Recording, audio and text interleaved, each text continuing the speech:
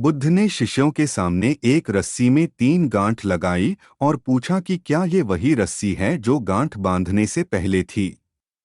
जीवन मंत्र डेस्क। गौतम बुद्ध की एक प्रचलित कथा के अनुसार एक दिन सुबह सुबह सभी शिष्य बुद्ध के प्रवचन सुनने के लिए एक साथ बैठे हुए थे। कुछ देर बाद बुद्ध अपने साथ एक रस्सी लेकर आए।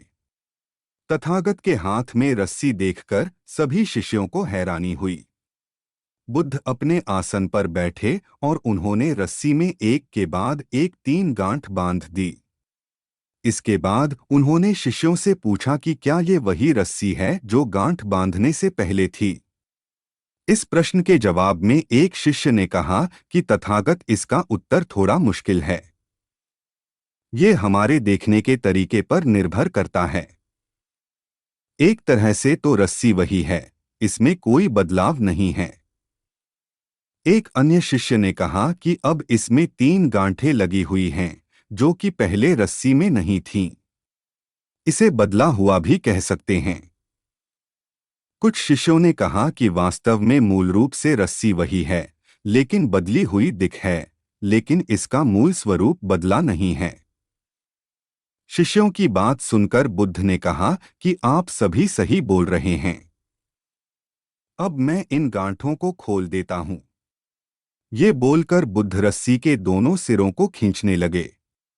बुद्ध ने पूछा कि क्या इस प्रकार रस्सी की गांठें खुल जाएंगी?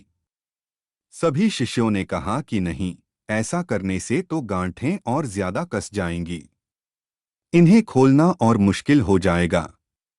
बुद्ध ने कहा कि ठीक है, अब एक अंतिम प्रश्न, इन गांठों को खोलने के लिए हमें क्या करना होगा? शिष्यों ने कहा कि हमें इन गांठों को ध्यान से देखना होगा, जिससे हम जान सकें कि इन्हें कैसे लगाया गया है। इसके बाद हम गांठें आसानी से खोल सकते हैं।